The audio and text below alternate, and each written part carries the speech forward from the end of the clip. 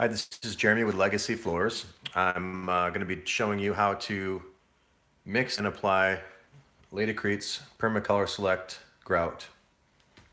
So the Permacolor Select comes in 12.5 pound and 25 pound bags. And it's a colorless base, so it has no color in it. It's just a base for application purposes, and then you come and you get these color packets. Basically, one box is one kit. It comes with two bags of pigment in it.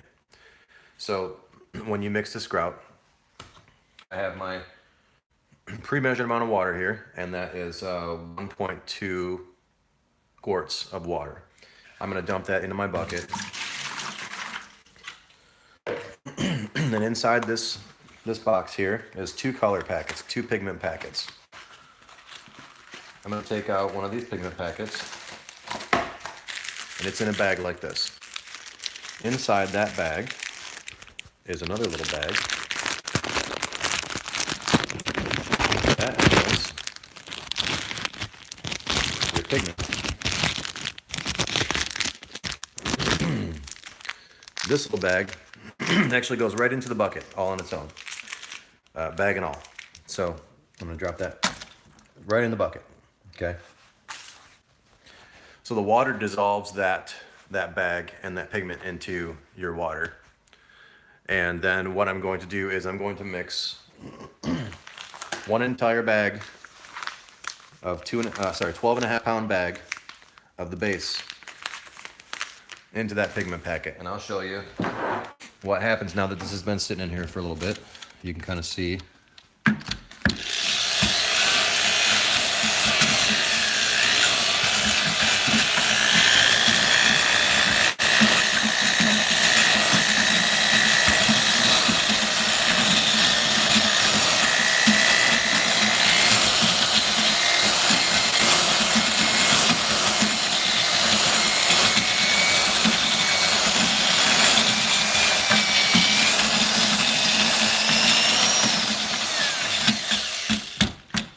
So this pigment here can be used with really any amount of the Permacolor Select grout.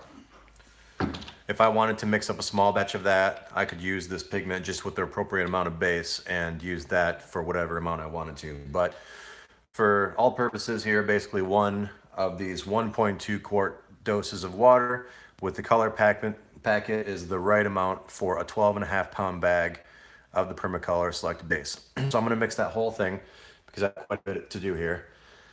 And after I mix that whole bag, which I'm not going to show you basically, but you mix that whole bag, it slicks for 5 minutes, which means you just let it sit for 5 minutes and then you remix it again.